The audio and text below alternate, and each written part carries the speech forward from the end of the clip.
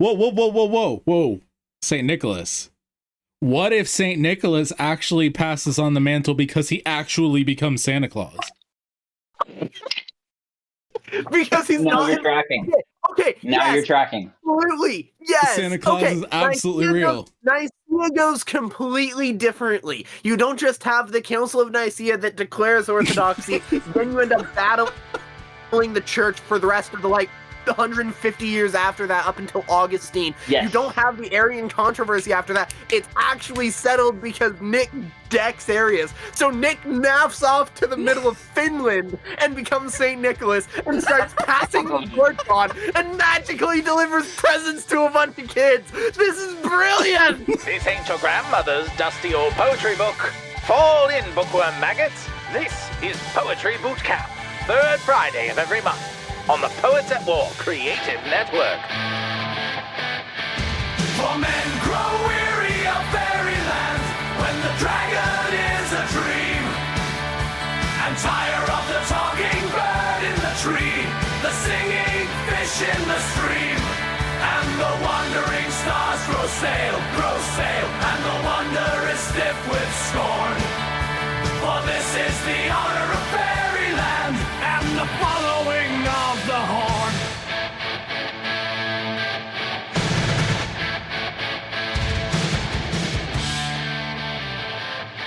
Hello. Hey. How we doing, friend? I'm doing okay. I'm just tired. It's been a long day. No, I hear you.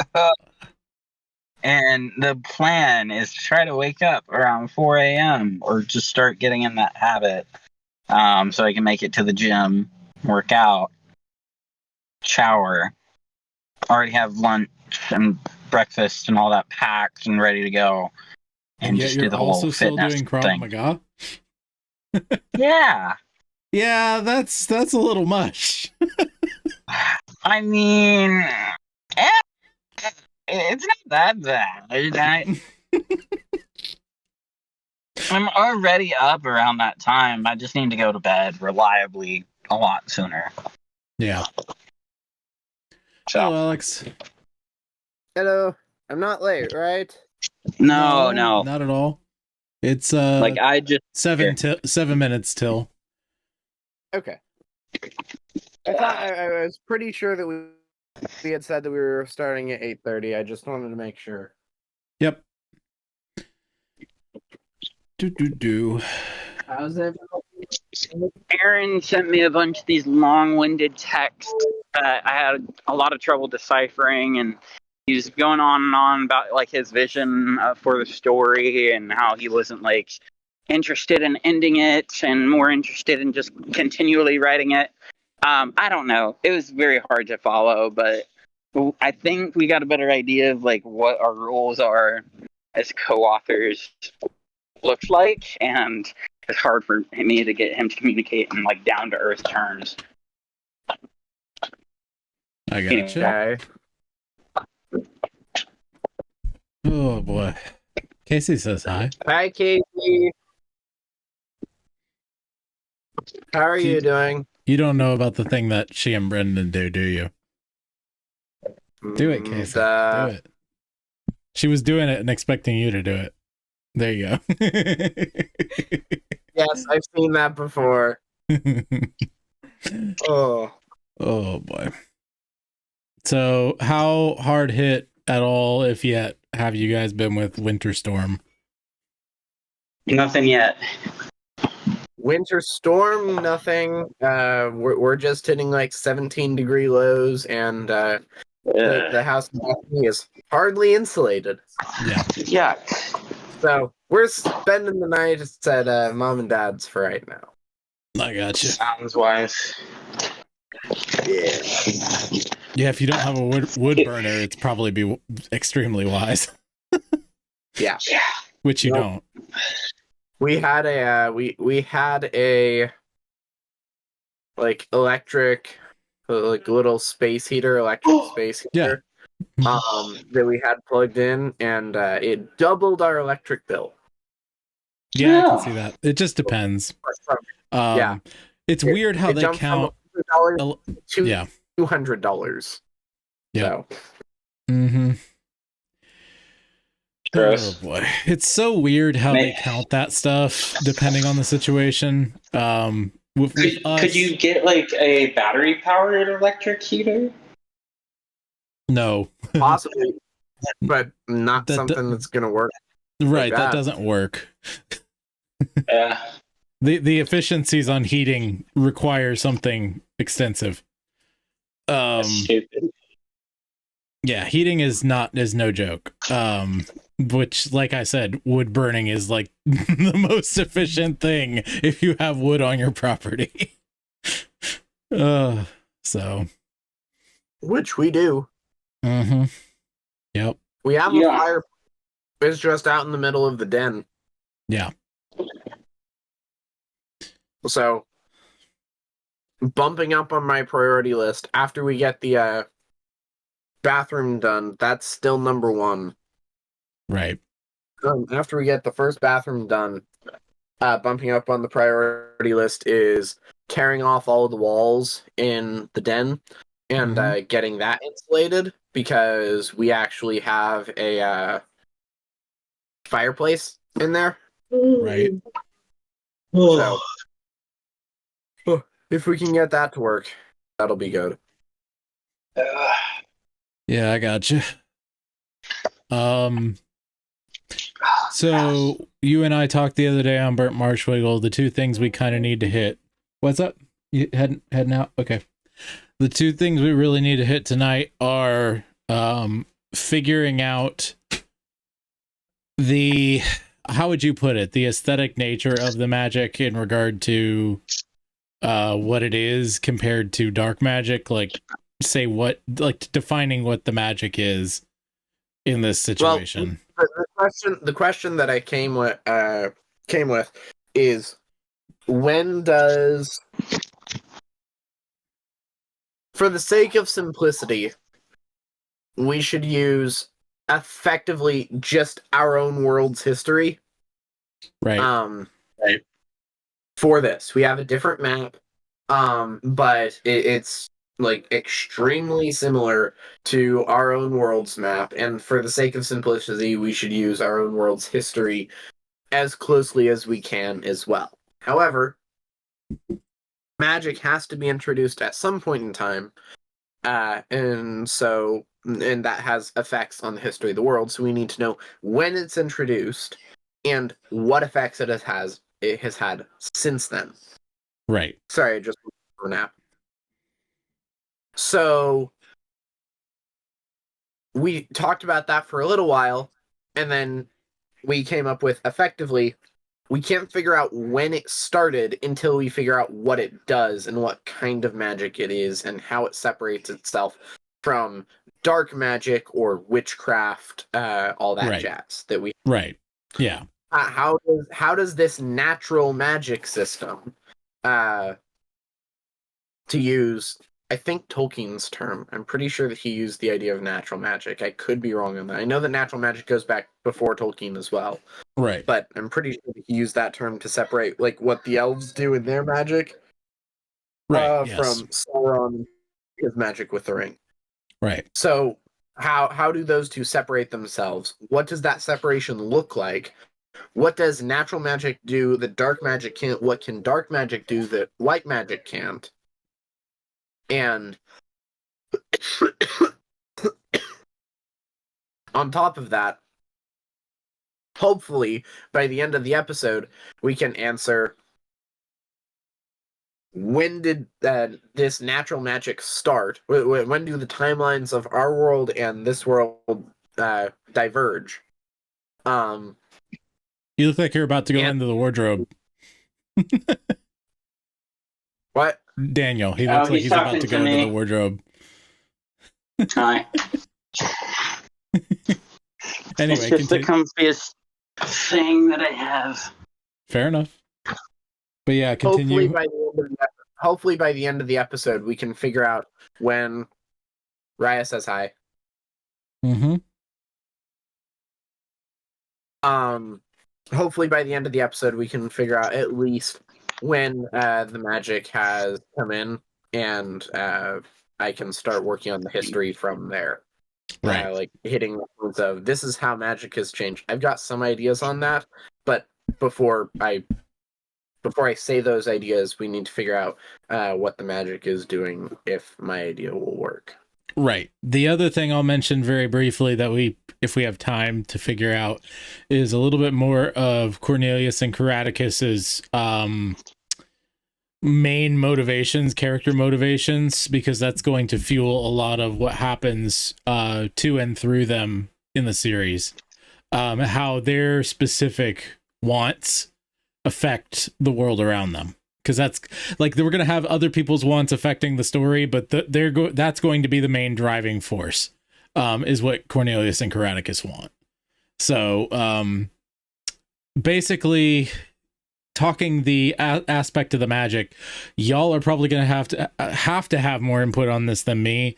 I'm going to eventually probably latch onto and go, yes, that. But I'm having a hard time with figuring out, like I said, the differentiation and what that means for not only, like you were saying, when it came into being, its origin, but also its, what's it called? You tell me just 1 second. Mm-hmm. Just the entire nature and feeling of it in its time, if that makes sense. So, and the historicity involved. What's up, Casey? When your son has a blanket now that he got for Christmas big enough to fit you and probably me too, why does he sleep like this instead? Camera. What? Show on the camera.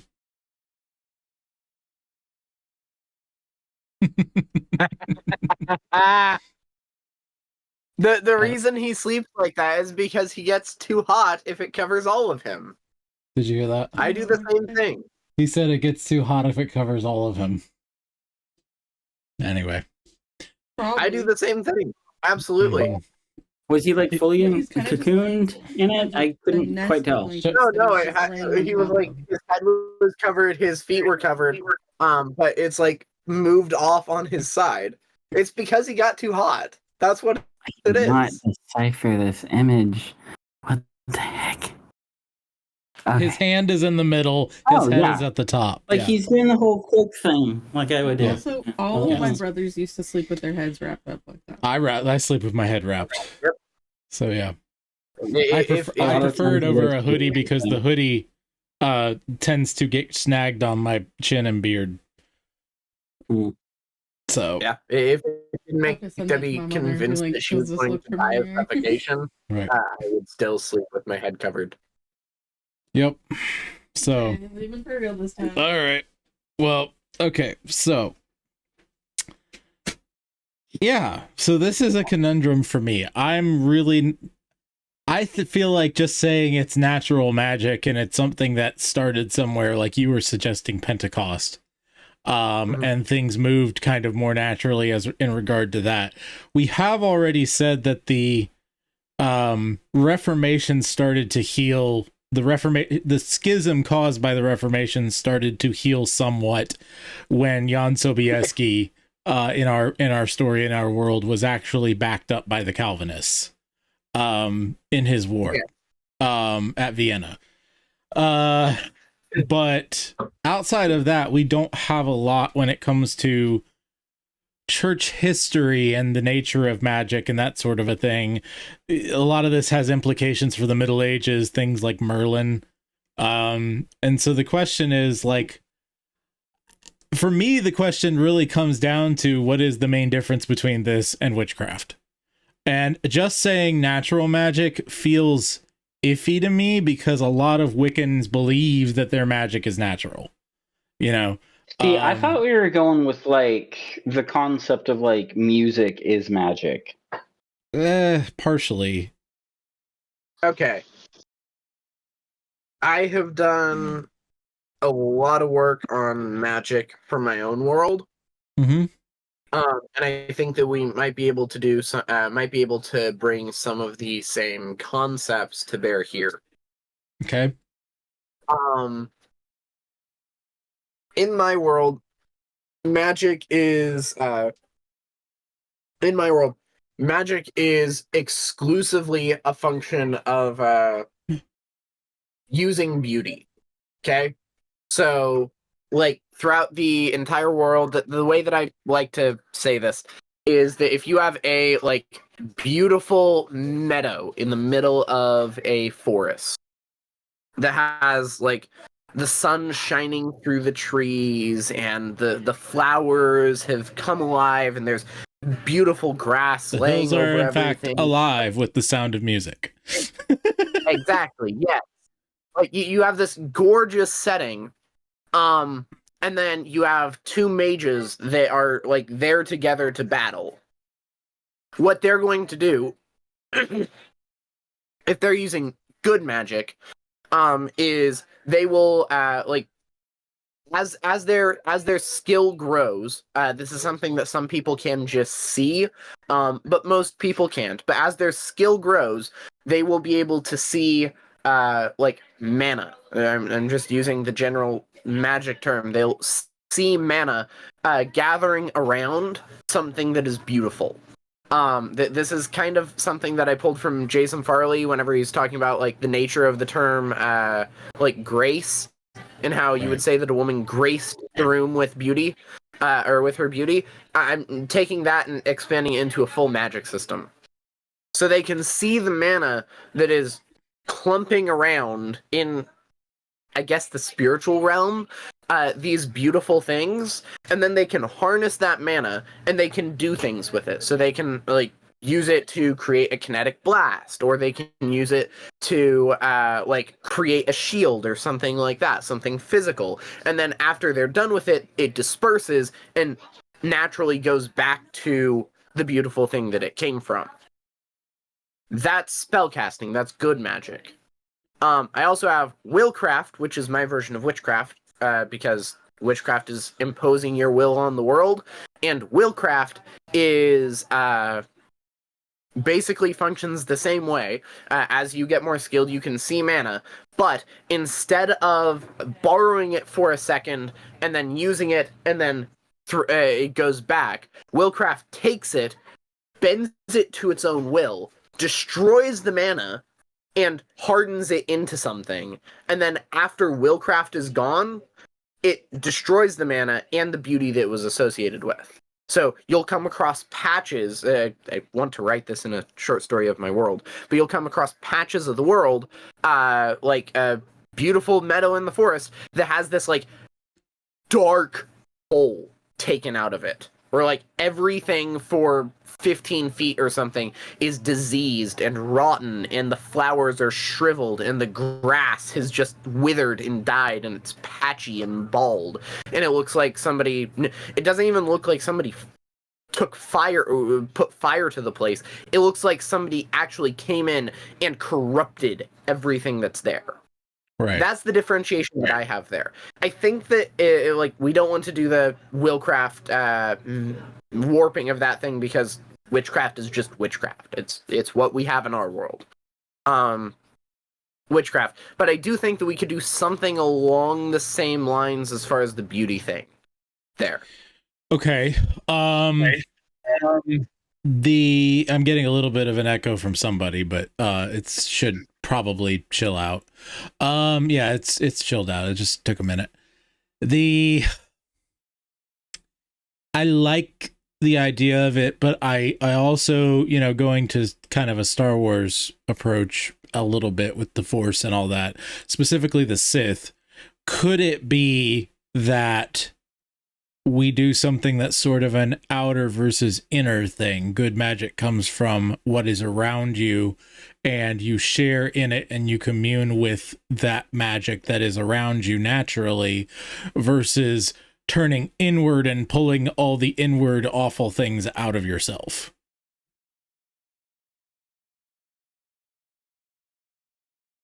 I think that works.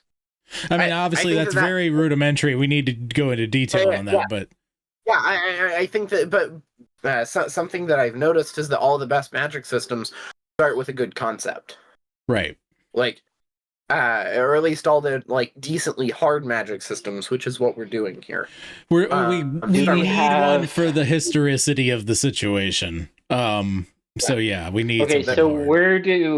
what are the aesthetics we want for this magic system? Like, historical, like, time frame does it start in? Well, that was a question, What- but so right now we are currently in the late 1700s.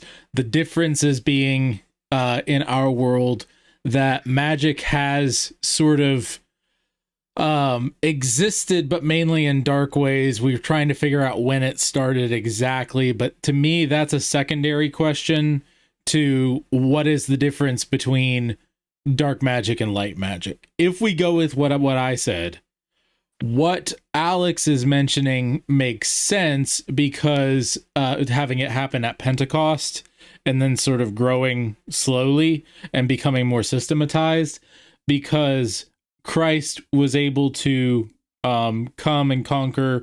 The Holy Spirit comes upon people, and because the Holy Spirit is upon people, they're able to begin systematizing the magic that God gave around them, but they didn't know about. Their eyes were opened, and we can see this manna, kind of what you're talking about.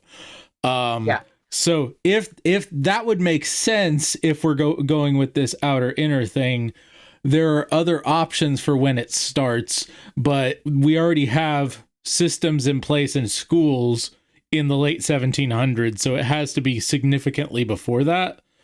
Doesn't have to be all the way to Pentecost, but it could be, or it could be before. So any thoughts as far as that goes, either of you? Have we established? I'm still kind of like trying to wrap my mind around like what are the things it cannot do? What are like its limitations? What's that framework we've set for it? Was it soft or hard? I don't really remember. It has for the world that we're building. It has to be hard. Okay. We're not going to get away. We could present it as soft in the world if we wanted to, but Right. because of the way that we are world building, it has to be a hard magic system. So for in this us. case, Okay. if we're going with my idea, it really ends up being functionally beauty is mana. Yes. Or you could Okay. even say,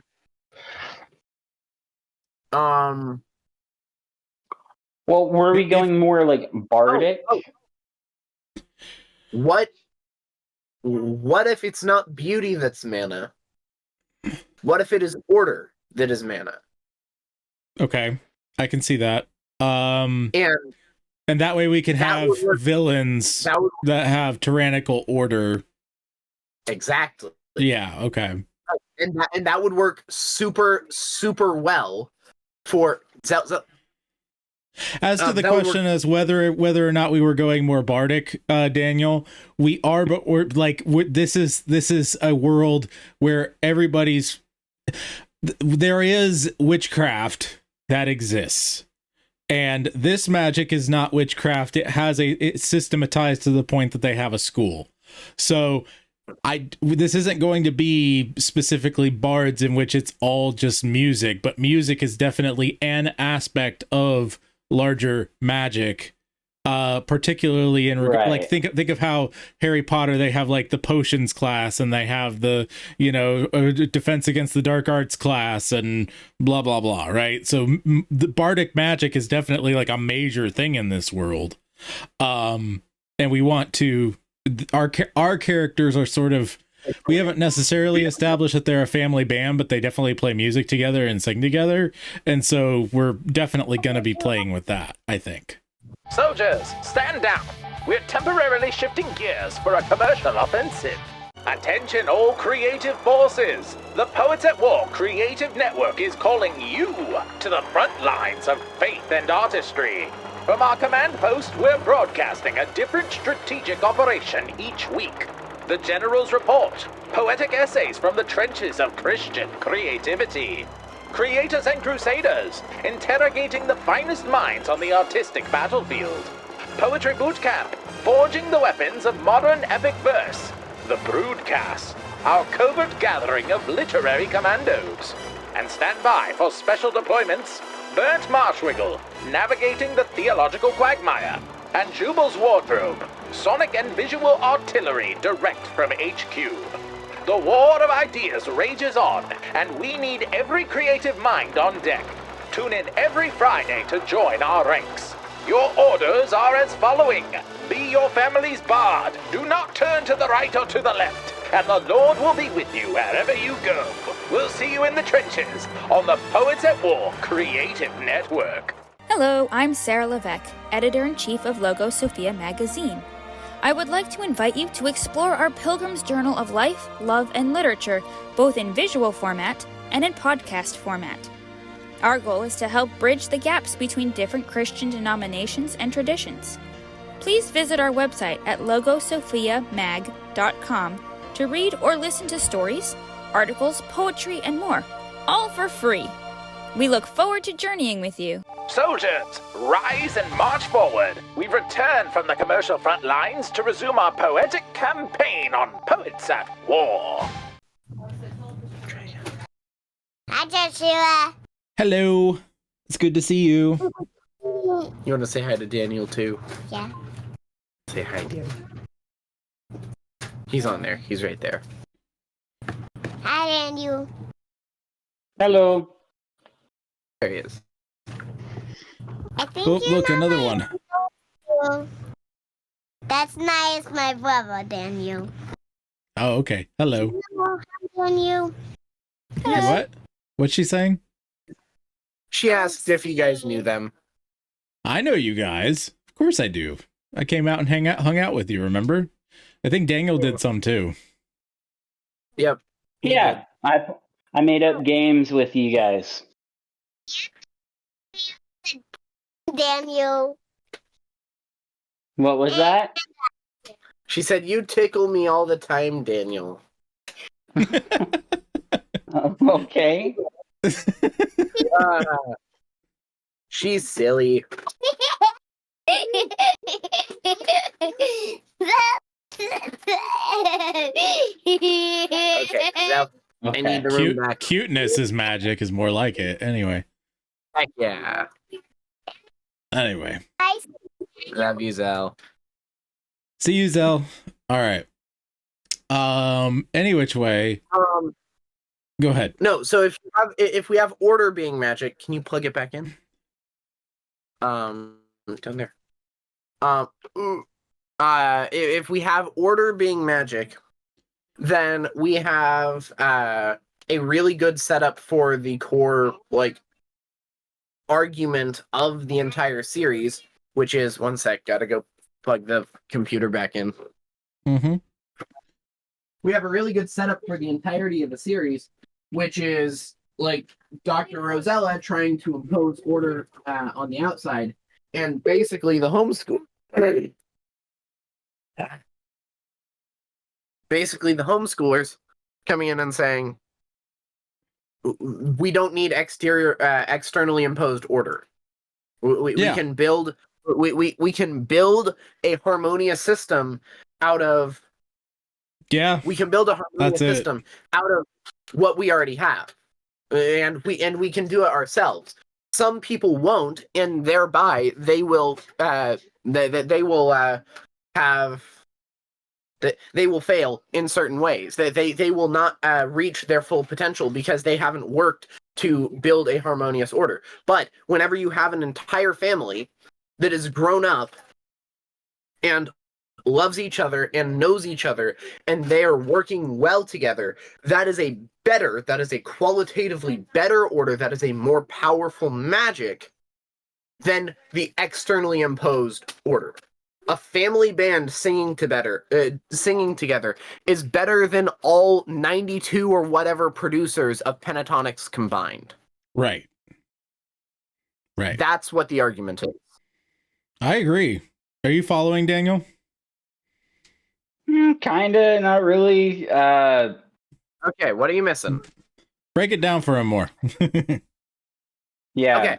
What do we mean by order? Because it's like this seems like because whenever you say there's a magic system based off of order, now I'm like, okay, well, is that it? Like, it seems like that's one like domain of magic. If it were me making a magic system, I'd think, okay, we have order, you have chaos, you have like other Where does things. magic power come from? Okay. Okay. Where is the power that you are utilizing in magic come from is the question. Because for witchcraft, in our world and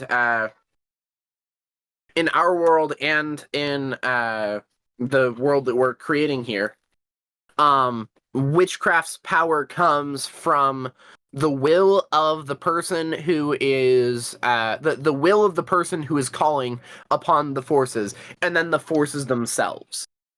Because the forces themselves do have power, but the will of the person who is calling on them is what's shaping it. Generally speaking. I would call other people who know more about magic, but I really don't want to learn any more about witchcraft than I have to. Fair enough. So I'm good with my rudimentary understanding of it right here. And if I mischaracterize it, then oh no, I offended some witches. I'm so bent out of shape about that. That hurts my feelings so badly that I've offended actual honest to God witches. Honest to God, witches is a hilarious phrase. Anyway, just in itself. That is funny. But go ahead. Order. So the question is, where does the power for good magic in our world, in the world that we're making, come from? Right, And it's not just order. Let me just say, it's rightly orderedness. yes. So things that are correct as to how God intended them. It is somewhat just order. Like there is power to order. Yes. In the same way that there's power to a well-ordered army.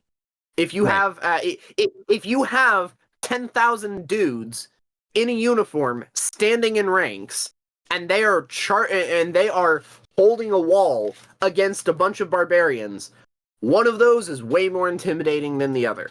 There is power to order. However, there is also power to the SEAL team that goes in with 5 guys and wrecks actual crap. Because all of them know the goal, they are all following an order that is set up inside of their own group because they know each other and they love each other and they are working for each other. That is a more powerful order than the order of 10,000 men doing the exact same thing, standing in the exact same way, wearing the exact same clothes. Those are 2 different types of order. One of them is more powerful. I almost want to say more efficiently powerful. Right. Because one of them has a lot of power packed into 5 guys or 10 guys. Right. And one of them perfectly has a timed. lot of power Yeah. by mass. Yeah. It's accuracy versus volume is the idea. It almost makes that seem like then that this magic has like a finite amount in a sense. How so? Well, it's like are those 5 guys in that moment on the same level as those 10,000? They're better. Otherwise, They're better. They're better because they okay. So think of it this way. You can play the same song with a 1,000-piece orchestra or with the band Rush, which is 3 guys who are perfectly in sync. The 3 guys perfectly in sync are going to play it better than the 1,000 guys. Even though an orchestra is amazing and it has its own effect, the 3 guys actually perfectly in sync, especially in universe, get far more of the boost from the order magic in this situation, right? So if witchcraft, they are using their willpower to construct a connection to dark forces such as demons and bring it forth something from outside this world and impose their will on this world. Whereas when you're working with the order of what God created in creation and you are taking it and shaping it and putting all the pieces in the right order, you the closer you get to what God intended, as far as, you know, this person is for this and this person is for that, grass is for this, trees are for that, etc., etc., etc. That's when you start to gain power to do the things that you need to do. Yes. Okay. Does that make sense? I just dropped a link that I think will make my point. I think I've actually watched this before. It's like this group of people versus like just the originals. Well, yeah, no, it's not just a group of people. It is 1,300 people playing Smells Like Teen Spirit all at once in the middle of a stadium. Yeah. It's tremendously impressive. It's very impressive. It's very cool. Yeah. But the original is still better. Right. Because the original has heart to it. Even though all of these people are in order together. And like I think it's less about just an orchestra, sugar. I think it's less about an orchestra versus a single guy and more about heart in general and what is the idea behind it. But it is that's a good symbol of what we're talking about. That picture of an entire orchestra or an entire choir up in the rafters there, and then right in front of them, one guy singing his actual heart out. Right. And that one guy who's throwing all of his heart in is better than the entire choir, the like 15 or not 1,500, but the like 300 person choir that's right there that are all paid to be there. So you've got read a bunch of soldiers, and then you have one guy who believes in his cause. That one guy is more powerful than all of the rest of them combined, and his magic is more powerful. Especially specifically when his want is in line with God's want of the whole entire exactly. And so this is my point. Like, you can want something as much as you want it and it be no more powerful as if it's something against God's will. The point is everything, God is a God of order. He created things with order. And so the more you are in tune in every conceivable way with the way God created the world, right? And created you and created the people around you and created the landscape around you, the more in tune you can get yourself with the world that God created, the more powerful you will become to do and decide things and cast spells, etc., etc. To use some Catholic terminology, one man in a state of grace is more powerful than an entire army of people who have not confessed their sin. Okay, yeah. Think I'm with you now. Think Jesus. Think Jesus whenever he has all of the Pharisees there with the woman caught in adultery, and he, by writing in the sand, makes all of them go away at once. Yeah. Just one by one, all of them go away. They all end up, oh, right, he's right. That type of thing. Okay.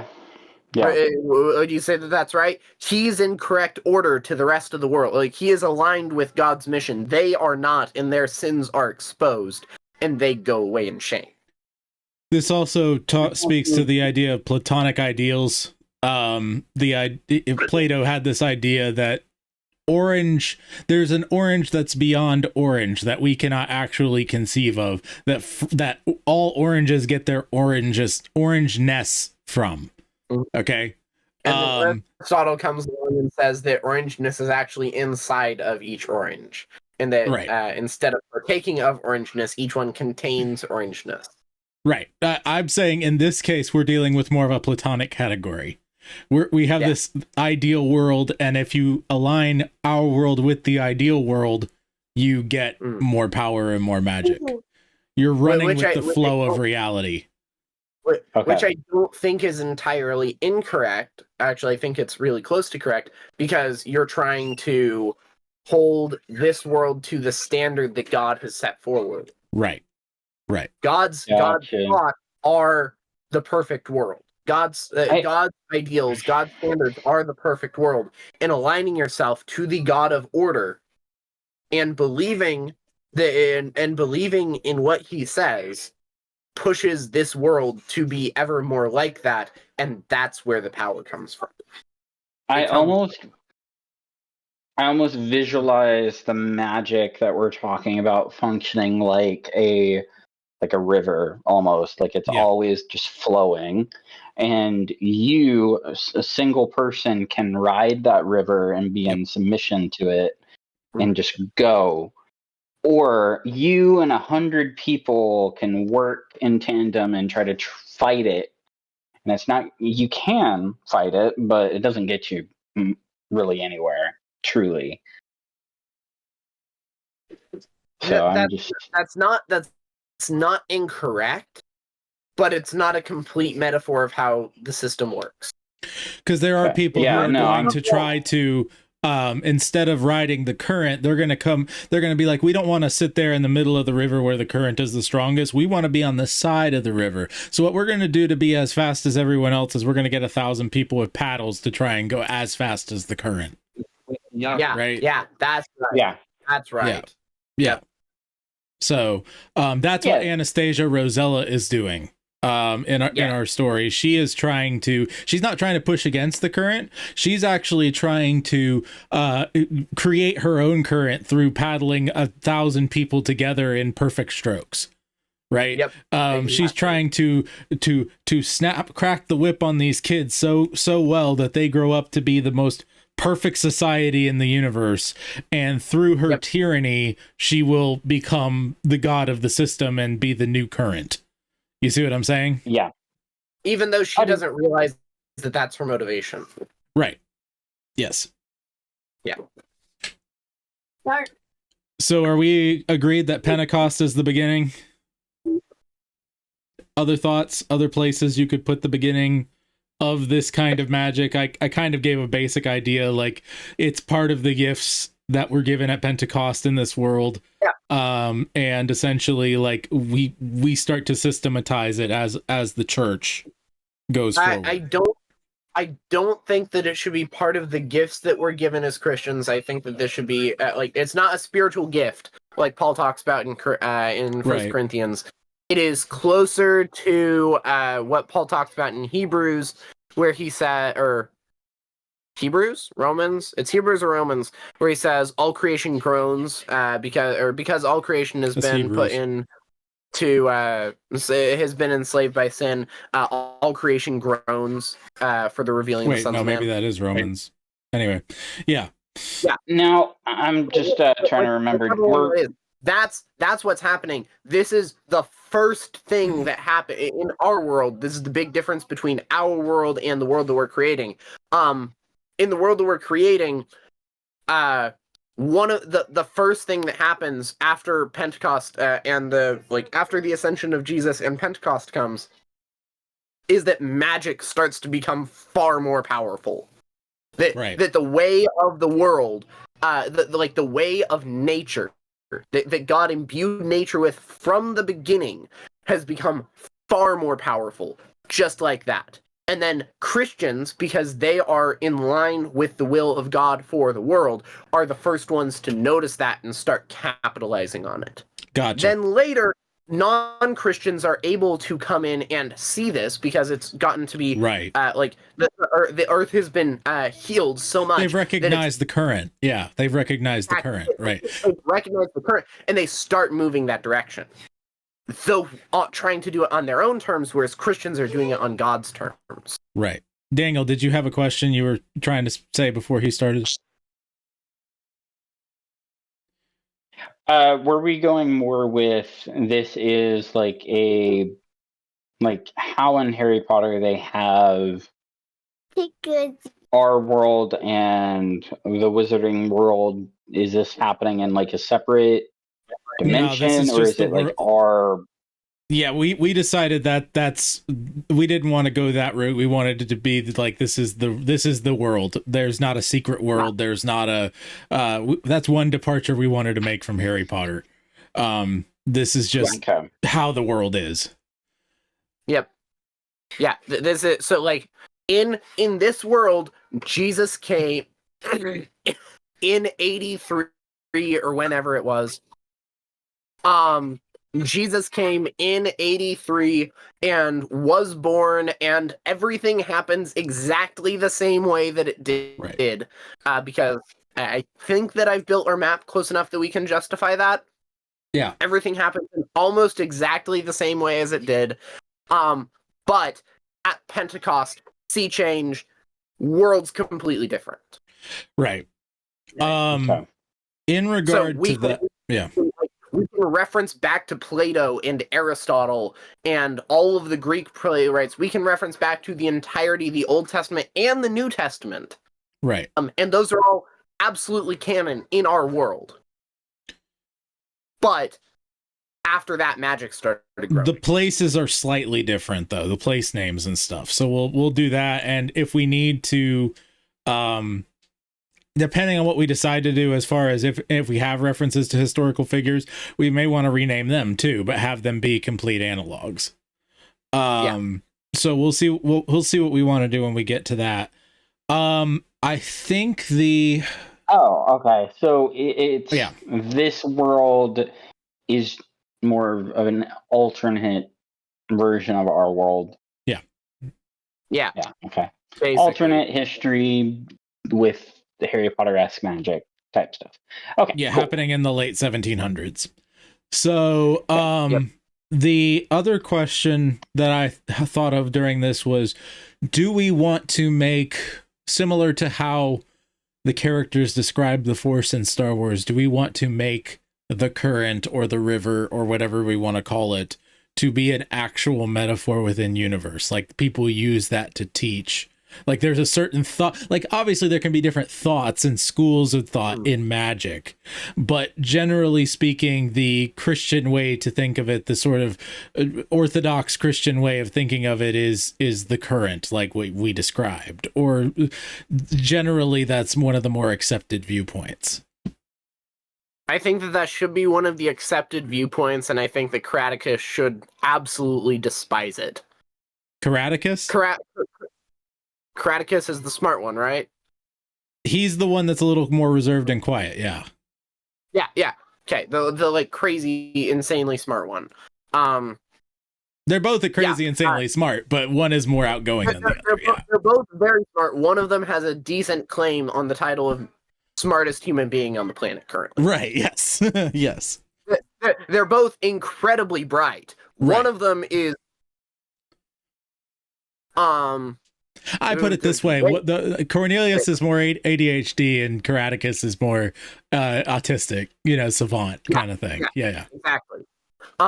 Craticus absolutely hates that. Like, Craticus is inventing YouTube so that he can start making videos that say, "No, Patrick, that's not how magic works." I love that's it. That's what Craticus is doing. Craticus is doing the "No, Patrick." I gotcha. Heresy. Yeah, we kind of got Daniel and Aaron going a little bit there. Yeah, I wasn't on the route all day. Well, it's almost like I'm one of the co-conspirators here. So. Yep. That's what I would recommend.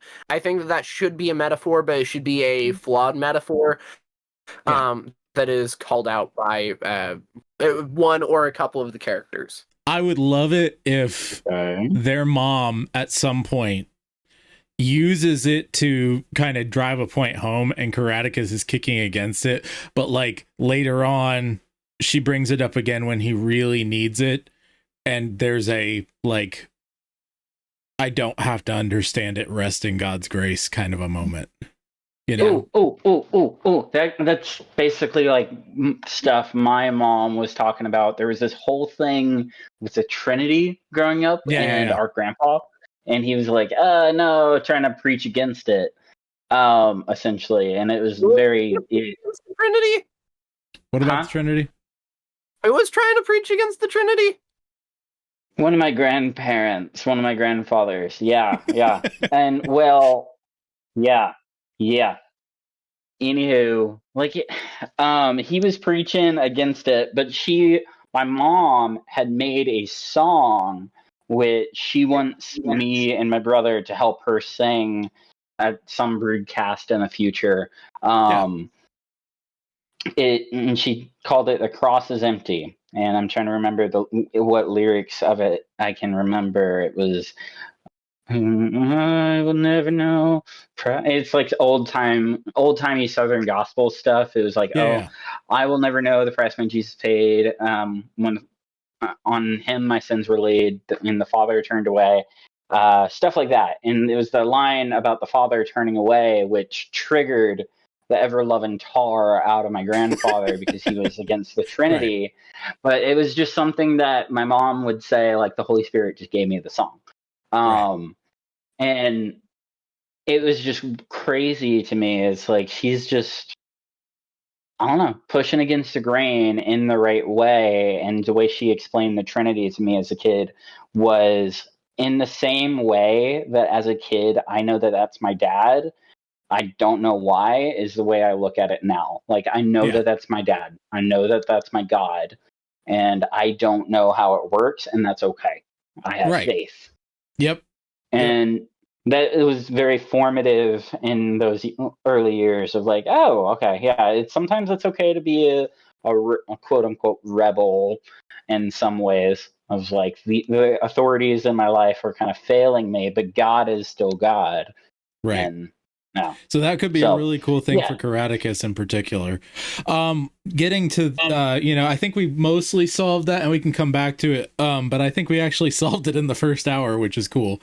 The other thing that I wanted to bring up, and I guess this is just a slight thing kind of pivoting, since we've mentioned some stuff on Karaticus, I think that we should make canon, at least in our heads, because dyslexia doesn't exist at this point as far as like being documented, but Cornelius should be heavily dyslexic in that one of the savant things that can come from dyslexia, savant-esque sort of things, is being able to see patterns and connections that are incredibly complex, and especially at a distance. So dyslexic people tend to be very big picture thinkers, and they can think in terms of patterns and connections that are much further out than most people. Right, exactly.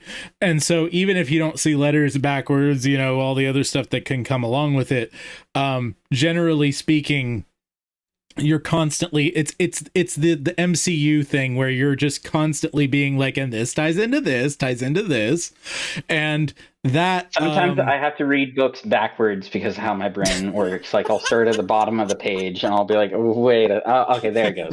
Right. So I think that should be something that we're dealing with Cornelius, where Karaticus is very much like in the weeds detail, and Cornelius is very big picture, but they don't all, because they're twins, they actually understand each other more than other people who have the same conditions most of the time. So sure, they're going to butt heads some of the time, but a lot of what they do is kind of like left hand, right hand kind of stuff, and as a result, they kind of complete each other that way. What do we think of that? You like? I think it works. Like that. I've already written it down. Cool. What? I really like that. I've already written it down, is what I said. Thank you. Yeah, I definitely think Karaticus is the one that's more on like the dyslexic ADHD type. And you mean Cornelius? Cornelius is the one who's the ADHD dyslexic, and Karaticus is the autistic savant sort of thing. Okay. Yeah. Gotcha. Yeah, no, I think that works. I think they're definitely, just from my personal life with Aaron and I, there'd be a lot of like we started out as buddies, buddy could not separate us. We were like the other half of the other person's brain. And then as we got older, those differences got more intense, and now that we're older, it's like, oh yeah, we can still write, like, let's make up a whole fantasy world and I'll handle all the characters and interpersonal dynamics over here, and then he got all of that world building stuff, and then like it just ties together. And yes. All right, so basically brother magic. In regard to Cornelius and Caraticus, theirs is going to be kind of driving the whole thing. We kind of already talked about how it's going to be their sort of the initial experiments, and are sort of required to go to from their district, and are required to go to are they going? They're not going to King's Eyrie, correct? They're going to Hugh. Yeah, they're going to Hugh Vernon for the first season. Hugh Vernon. That's right. Yeah. So that's right, for the first season. So they're sort of the experiments in their region. I think they should be initially split on whether, like, obviously they're going to kind of have to sort of thing. But I think Caraticus should be actually like, okay, this is a challenge I want to take on. Yeah. I'm interested in this. Whereas Cornelius is going to be sort of like, no, freedom, tyranny, blah. And I think that should kind of be something that differentiates them early on. But their names are too similar. And no, that's the best part. I know, it's fine, but my dyslexic butt is always mixing them up. Okay. Which Corn makes sense, and that should be a quirk of the dyslexic brother of I'm always messing our names Corn up. First, Carts later. So you first, your brother Corn, second. Carts. Corn first, Carts later. Okay. Right? Cornelius Caraticus. Okay. All right. Anyway, go ahead, Alex. I just had a really funny idea. Mm-hmm. We should have the Scots-Irish be exactly the same as they are in real life. I mean, yeah. Like, everything else is slightly different. The English are slightly different. The Germans are slightly different. All that. Everything is slightly different, but the Scots-Irish are exactly the same. They are even called the Scots-Irish. Like, you have Scotland and you have Ireland, and they are called the Scots-Irish. Everything else is different. They are the same. That's kind of fun. I just think that would be very funny. I could see it. You can make it work. I know you can. So go for it. Okay. That's more your field as far as making it work than me. Oh boy. That is funny. I know, right? Like, I don't know why it's so funny, but it's funny. And then they're like season 3 or something, because season 1 they're at Hugh Vernon, season 2 they're at King's Eyrie, season 3 Dr. Rosella is kind of tired of them, and so she ships them off to the middle of flipping nowhere, and they're shipped to Scotland. And so we've had like no mentioning of it because it's the middle of flipping nowhere and it doesn't really have a bunch of effect at this point. But they're shipped to Scotland in the middle of nowhere, and they're like, "This is completely different to everything." Yes, my laddie, what are you doing? Like that, everything. Yes, I really like make it work. I know you can. Well, I'll make it work. I'll figure out ways to make it work. I just wanted to run that by you because it struck me as very funny. All right. Let's see here. So their motivations specifically, I think in general, Caraticus is going to want to conquer every mountain in front of him. He's going to be very headstrong when it comes to the thing that he ultimately wants is to be able to be completely funded for whatever he wants to research in order to better humanity. That's like his ultimate. So Karaticus' ultimate motivation is to be able to fully utilize his skills to better humanity. Well, yes, but like very specifically to not have to worry about other things so that he's not distracted by regular everyday life. He has all the servants, he has all the infrastructure around him to do the thing that he needs to do. To be singularly focused. Two. Does that make sense? Yeah, that makes perfect sense. Okay. By the way, you'll appreciate You too. Greatest Showman is playing in the background. What is Showman? Oh, it's something for him. Okay. Greatest Showman. Yeah. Greatest Showman. Got it. Okay. I thought you said Gray Dish Omen. No, that's a Mad Gab card.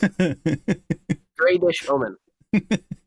So, anyway, and I think Cornelius, I think his main thing is actually freedom for people like him.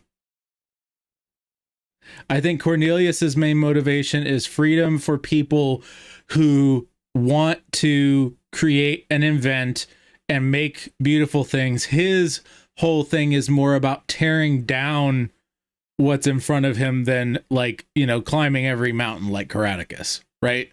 So one is more like, I want to beat the system by doing everything they ask me and then being able to recreate the situation from the top. That's Karaticus. Versus Cornelius, who's like, no, I'm going to think outside the box at every turn and point out exactly where they're wrong at every turn in order to recreate the system little by little. Karaticus is classical education, Cornelius is traditional homeschool. More or less. Yeah. Yeah. It's sort of like, I would liken Which it is to which?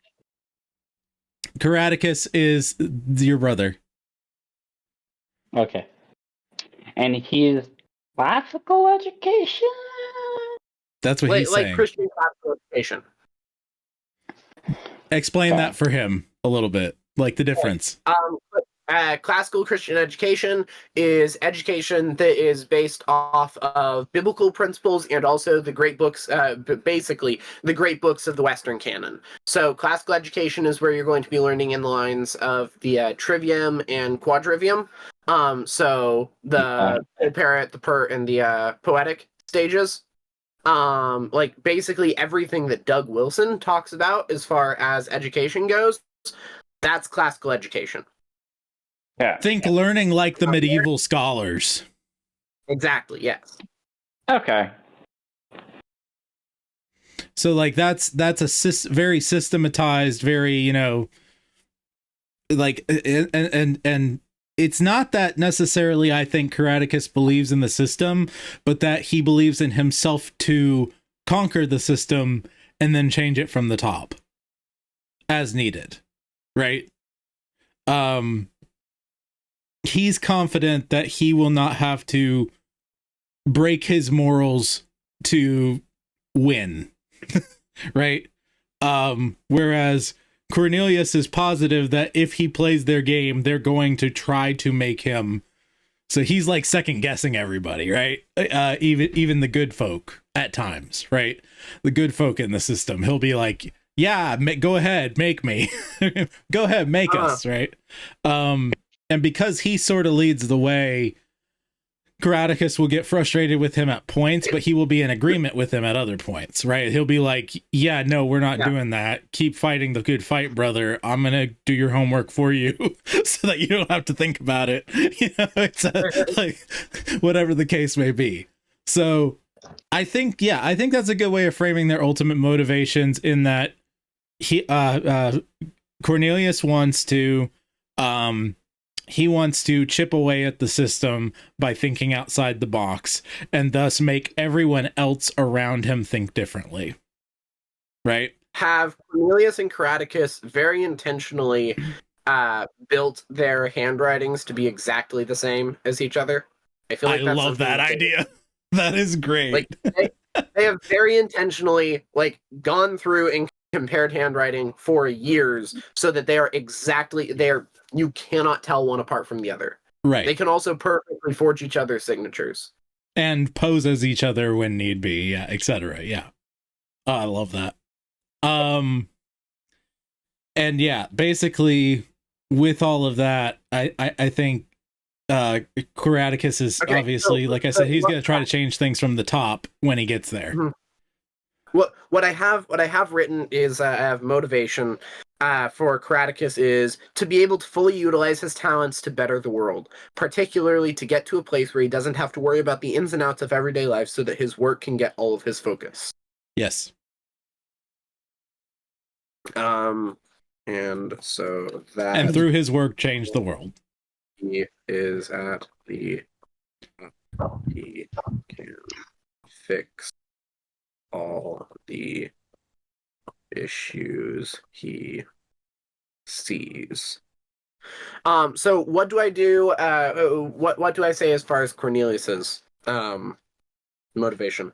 I think Cornelius wants to slowly chip away at socially at the people around him in order to change the world around him little by little over the course of his entire life. That includes the things he creates and the inventions that he makes and whatever else. But it's more of a holistic idea where he's taking every moment to chip away at the evil in the world through small kindnesses and his own ingenuity, his own cleverness. So for him, he doesn't necessarily have a full end goal outside of being a leader that people trust and answering rightly.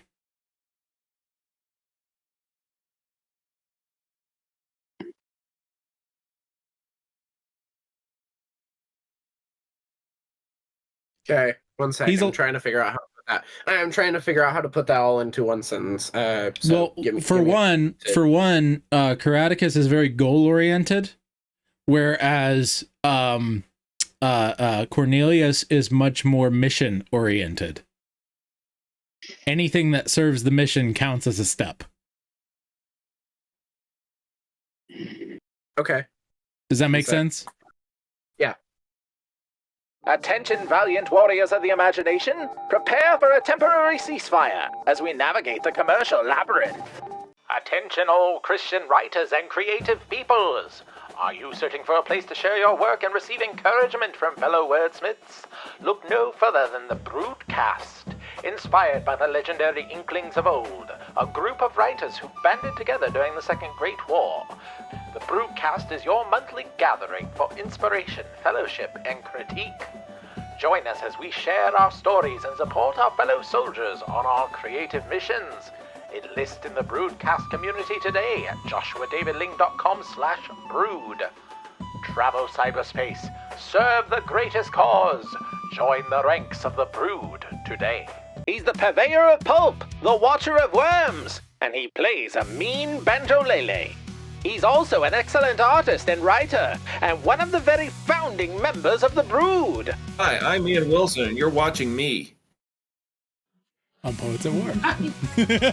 Soldiers, advance! We've emerged from the commercial abyss, ready to resume our mighty march on Poets at War. Okay, I've got that written down. I'm going to try to get this motivation synthesized. So please, by all means, continue talking amongst yourselves. I'm just going to ignore you for a second. Sure. I'll try. Yeah. I'm sleepy. I know you're sleepy, man. How are things going for you otherwise? I know like you said, you've been getting up early, whatever else, all that kind of stuff. Trying to find time to write, but you've got workout in the morning and Krav Maga in the evening. That sounds kind of like burning the candle at both ends. Yeah. Well, it's so that I can sleep. It's like if I don't stay that active, I don't sleep, and if I don't sleep, I can't do anything, and so I have to kind of burn the candle at both ends, and then I just kind of rise from the ashes after. So fair enough. I'll just have to do everything on Saturday that I want to do. I hear you. Well, in that regard, do you like the motivations of these guys as I'm describing them? Does it make sense to you? Okay. Colors. Which one is which? Cornelius I have is red and blue. Cornelius is red. Cornelius is red. That's What you. is Cornelius's thing? Okay. He's the ADHD Okay. dyslexia. Yeah. Okay. So what is Cornelius's thing? Cornelius's motivation is to slowly chip away socially at everyone around him, to undermine, to essentially make people think outside the box, and slowly become a leader in that way. He's mission oriented. In other words, he has sort of a mission to make the world a better, smarter place. And anything that serves that mission, is, you know, part of the whole goal, right? So me. Yeah, there you go.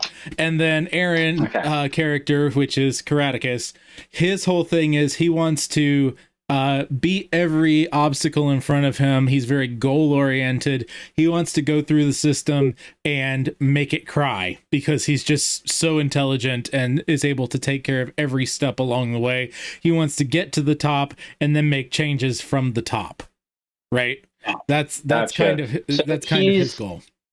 He wants to go start at the top, kind of work his way, change it on the downward scope, and mine is more I'm going to start here and then I'm going to there is that sort of directionality thing. Yeah. So Cornelius tends to lead and he also distrusts people more, and so when they get into situations where Karaticus agrees with him that they're being screwed over, he's like, okay, yeah, you go take care of that, I'll do your homework.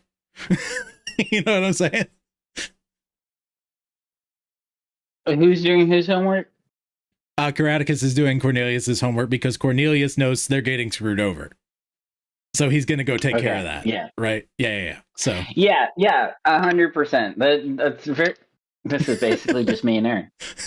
It wasn't my intention, but this is, but very much so. There's a huge amount of charisma to Cornelius, and there's a huge amount of savantness to Karaticus, but they're both really, truly equally intelligent, just in entirely different ways, and they're very right hand, left hand, right? Totally, because like Aaron will get us in a situation where like we're gonna get mugged if I just let him take control. And then I don't trust people, and we had a situation where he like jumped out of the car, and I'm watching this guy approach, and he's making eye contact with me, and it seems very hostile, and I'm barking at him. It's like, get back in the car, get back in the. He doesn't listen to me, and he keeps walking. So I'm grabbing my taser and grabbing everything, and I'm marching out after him. Yes. So did we get something written, Alex? Oh yeah. Okay. Motivation: to slowly chip away at the evil in the world by doing what he can. He wants to change the world by small everyday actions. Kindness, speaking truth, building friendships, helping people, etc. And by convincing people around him to do the same. Yep. There it is. So that's good. I think that we have solved both of our issues in under an hour and 15 minutes. Is there anything else we want to tackle, or do we want to call it there? I feel like there is something else that we need to tackle. Give me a second. I'm writing something down, and then I'll see if I can remember what it is. Yep. We've done a pretty good job here tonight, gents. I've been very pleased. The last one we felt like we were kind of spinning our wheels a little bit for a while, but we did get what we were coming for eventually. This one we've been like boom, boom, things are falling into place. Makes me excited. Yeah. We're getting close to being able to outline the first season, I think.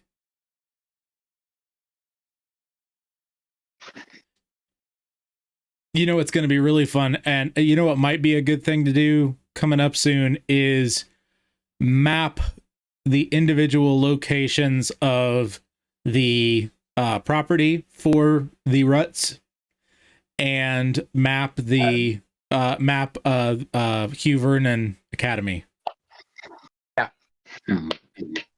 I actually just got a new map making software Ooh, that's yay. really good for small scale maps that I'm freaking excited to use. Woohoo! That'll be fun. Oh, I did do a picture of Cornelius and Caraticus that I was going to be using in a thing, so I'll go ahead and toss it in here. Give me just a minute. Toss it into the chat. Let's see. Are you tossing into the chat, or are you gonna share screen? I'll toss it into the chat. Give me just 1 second. It'll still show up on the thing because I'm capturing the whole window. Let's see. People will be able to see it. Let's go. Where did I put it? In here.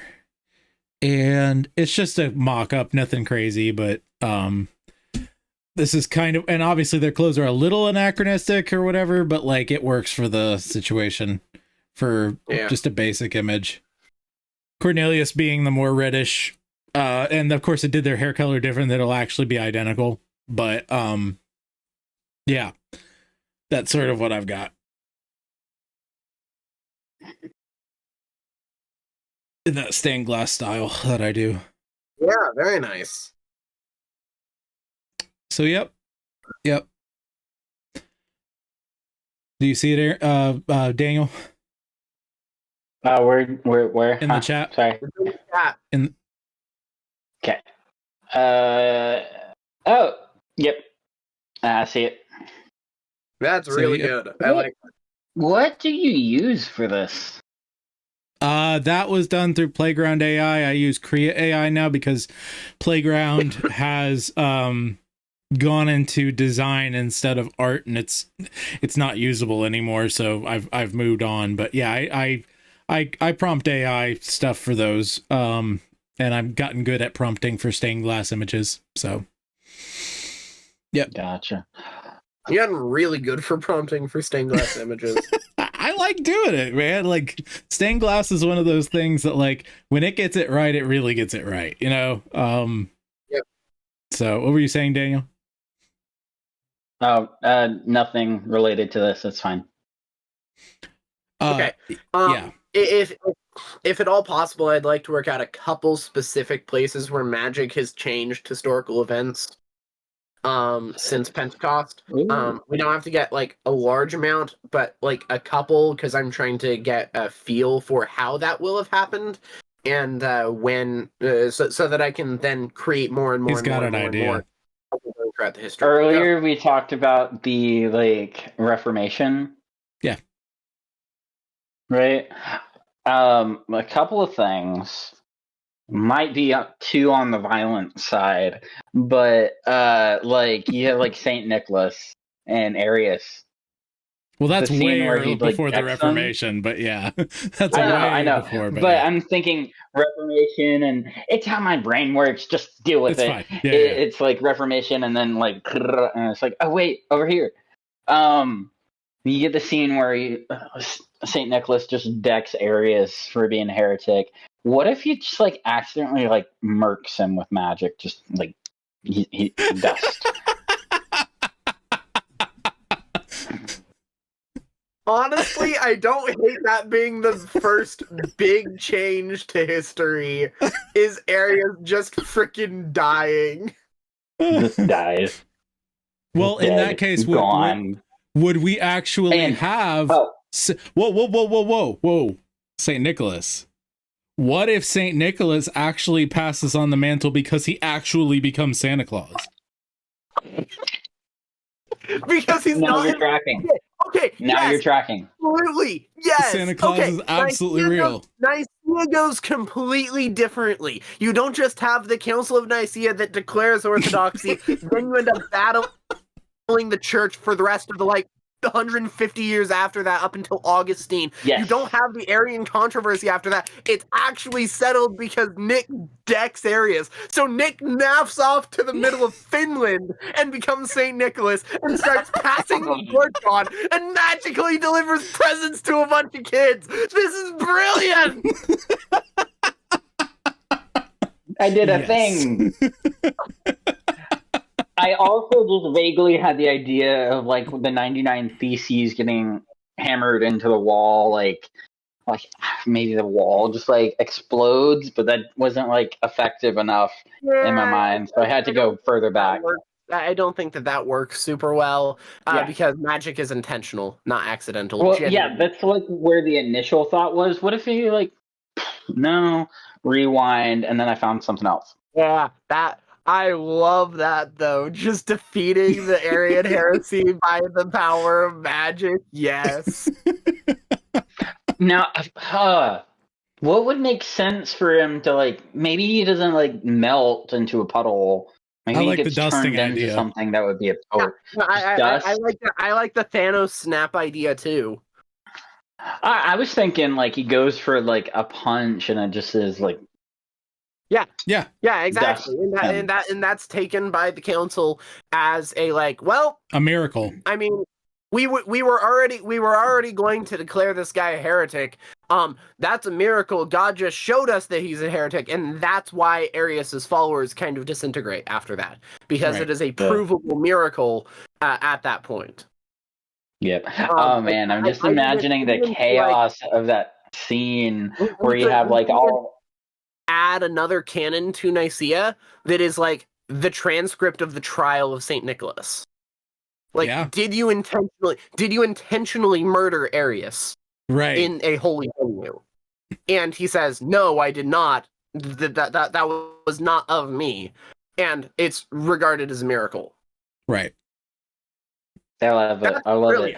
I'm just imagining the chaos of the scene where you get these two guys arguing, and poof, and then he just kind of poof, and then people get the dust in their mouths, and they're screaming, and there's chaos and pandemonium. Yes, that is fantastic. We have to have something in regard to Cornelius and Caraticus trying to stay up to actually meet the current Santa Claus.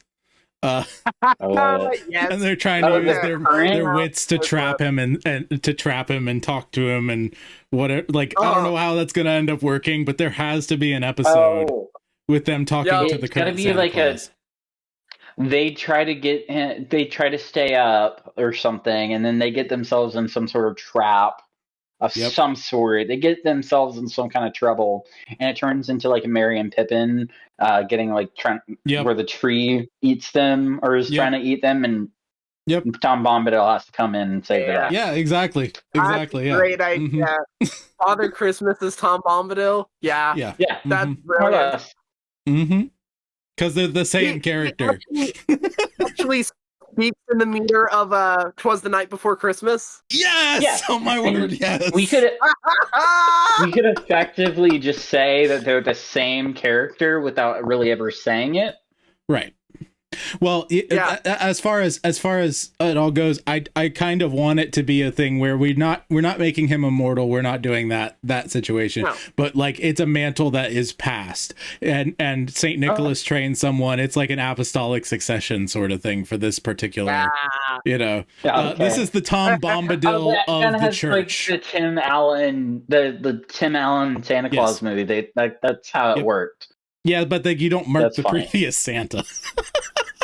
Well, we already murked one guy. But he was not Santa. He was a heretic. Anyway, you could have had at various points if a Santa goes rogue or something like that. Oh, wait. Oh, that's Krampus. Who could be Santa who went rogue? No, I wasn't thinking Krampus. I was thinking what historical figure could have been Santa that went rogue? Napoleon? That turned into I don't know. What if Napoleon turned into Krampus? No.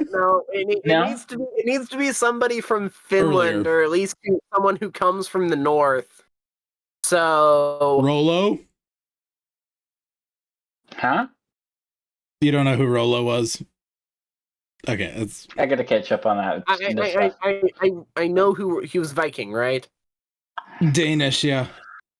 Yeah. I'm a little bit familiar with him, but only a little bit. Rollo was a Viking who, it wouldn't work in this situation, but he was a Viking specifically that was conquered by Alfred the Great And basically, Alfred said, "Okay, look, if I let you go, you're just going to come back and fight us. So I need to either kill you or you need to get baptized." And and so he got baptized, and he ended up being ended up being like godfather to each other's children, and like he fully repented. Rollo fully repented. Daniel, What's up? trash the rest of your TBR. Put right up at the top, White Horse King by Ben Merkle. It's on the Canon app. Oh, okay. Okay? Where do I... Read that, and it will explain to you everything about King Alfred. Super cool, super important to history. Okay. I gotta get all of like my everything after like Calvinism was just kind of banned as a kid, and so I needed to really catch up on all of this reading. Is like I have books on the TBR file, and I don't know if so people will say Council of Trent, and I kind of go don't know what that is. Council of Trent was after the Reformation. It was the Counter-Reformation. I know. Well, they'll say exactly like I'm saying. They'll say words like that, and I'm like, all you okay? Don't worry about years. Okay. Worry about the timeline. Okay, Reformation comes first, then the Counter-Reformation, and the Counter-Reformation is the Council of Trent, or like culminates in the Council of Trent. Okay, it basically says all Protestants are heretics and are going to hell. Yep. Oh. Written by the Pope. Love from the Vatican. Okay. What was the name of this book? Right? What was the name of the book? White Horse King. White Horse King. White Horse King is way earlier. We're talking like 1100s, 1200s, if I remember correctly. And that is the first English king to use Deuteronomy as like the backbone of all case law in England. The legal system of America by direct lineage comes from him. We've kind of lost our way in several different ways from that, but by direct lineage, our legal system in America is from King Alfred. He created British common law, which was based off the Book of Deuteronomy and the Pentateuch, and it could not be at variance with it. British common law changed. They changed some of the at variance stuff, and then eventually we get to the American legal system, which was based on British common law. So the American legal system is the grandson of Alfred's British common law. It's studying a draft. Any which way. It is on there. It's 5 hours long. Cool. Yeah, it's a pretty short book. Well, I mean, I just finished The Way of Kings, so this is nothing. Can we hit one more historical event that's changed by this? Like we've already said, the Reformation, Battle of Vienna. Okay, so I know what happened with Saint Nicholas and Arius. Then what happened with the Reformation? Okay, so we specifically mentioned Jan Sobieski. Jan Sobieski was the Tolkien's inspiration for the Ride of the Rohirrim in real life. What happened was Vienna was being sieged by the Turks for a long period of time, and Jan Sobieski, king of Poland, shows up with his son to do battle. He's like 54 or something like that at the time. He's quite old compared to all the other soldiers, and he charges into battle with the winged hussars, which are they're shock troops that are on horseback, and they have huge plumed wings coming off of their armor, and it made it look like the like angels were riding down on top of the Turks, and it totally scared the pants off them and saved the day. He was Catholic, but he saved Vienna, and if Vienna had fallen, the entire rest of the Western world was opened up to the Turks, and the Reformation could not have taken place the way it did. And so basically, we're saying that the Calvinists actually showed up to help Jan Sobieski in our world, because there was less of an iconoclastic bent to the Reformation because of the existence of magic. And so there was a slow reuniting that started at the Battle of Vienna. Basically, Geneva comes to the aid of Vienna. Yes. Okay. I need a book for this to catch up. Yeah, I do too. I'm very unfamiliar with this time period in history, so I need to learn some more about it. But I like the idea, and I can work with it based off of what I know. Right. So we have that. Yeah. So you're wanting another one. Okay. How is piracy at this time? Because this is the age of piracy in a lot of ways, the tail end of age of piracy. But how is piracy affected by the magic? Piracy is affected by the magic because okay, we didn't actually figure out how magic works in the system. We didn't actually figure out any hard rules. We did not figure out hard rules, but we have the hard principles, which is where all this comes from. Yeah. So like it will be pretty easy next time to do magic, and like get actually what that looks like down. We just don't have it yet, but I'm guessing that pirates are a pretty disorderly bunch. They're probably not going to have a bunch of mages among them, and the mages who are among them are probably going to be forced to be there rather than just choosing to be among Jack Sparrow and his crew. If that's the case, piracy is significantly less of an issue than it was in the real world, because the actual like ships that are taking care of themselves, the naval ships, all that, we need to figure out what happens with the East India Company as well. East India Company, that's a whole thing. But what if the pirates in general are actually a lot darker and have turned to witchcraft in order to fight all the magic that's in the world? Magical piracy, essentially, just magical piracy. Yeah, I really like that. But specifically, even going back to ancient Greek with like Calypso and stuff. Think the Pirates of the Caribbean 3 at World's End. Right. Well, like I said, specifically the Caribbean brand of voodoo, hoodoo, etc. would have an extremely big impact on not only the American colonies in this story, or whatever we call them, but specifically the European side of things too.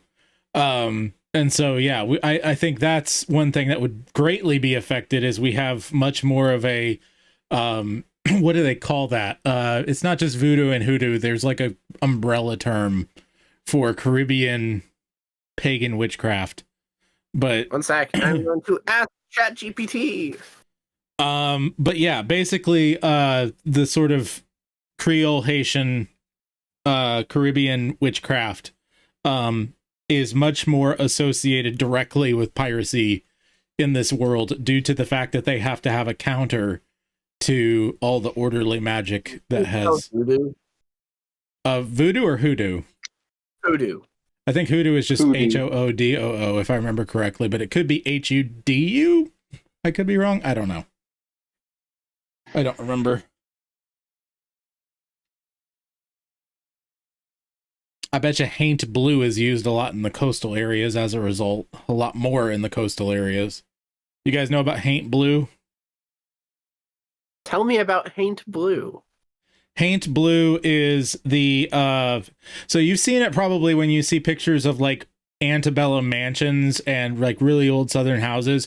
They have a wraparound porch, and on the underside of that porch, at the ceiling of that porch, is sort of like a robin's egg blue sort of a thing. You guys know what I'm talking about? It's not quite robin's egg, but it's something similar. So that's called Haint Blue, and it is a color that was chosen by a lot of the slaves to paint those areas as protection against evil spirits. It comes from voodoo, hoodoo sort of theology, I guess you would call it. And that's why that's a thing in the South, is because the slaves painted it that to protect the house. Interesting.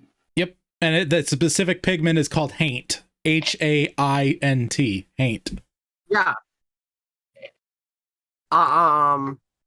So you are aware of my love for Good Morning Bedlam, right? Oh, by the way, the function of it is because the function is the idea that you're tricking them into thinking it's daytime because of the sky. Because it's a sky blue color. Interesting. I think I lost you somewhere, not gonna lie. So, did you hear about the Antebellum mansions? No. He didn't hear any of that. Go ahead. We'll go. You can listen back, It's or we'll fine. come back Fill to me it in. if it works. Anyway, Yeah. go ahead, Alex. No, your part. Yeah, you're aware of my love of the band Good Morning Bedlam, right? Correct. Yes. I am. On their album Lulu, they have a song called Haint Blue. Yes. Wow. Mm-hmm. I didn't realize, I imagined there was something along those lines. I had no clue that that's what it was, though, but that makes it really good. Well, in that case, should I go ahead and wrap and we can talk about Haint Blue again for Daniel and talk about whatever before we head on? Does that sound good? Yeah. Yep. All right. Let me hit that button and see if I can do this outro properly. All right, everybody. Be your family's bard. Do not turn to the right or to the left, and the Lord will be with you wherever you go. We'll see you next time in the trenches on Poets at War.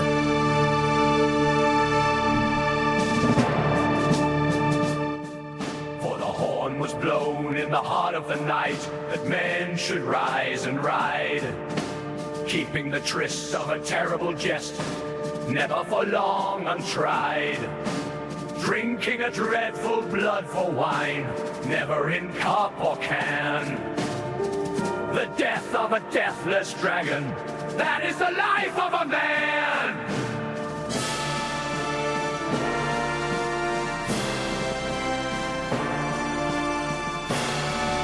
No mamby-pamby beatnik coffee lounges here. This was Poetry Bootcamp. Third Friday of every month on the Poets at War Creative Network. For more, visit joshuadavidling.com.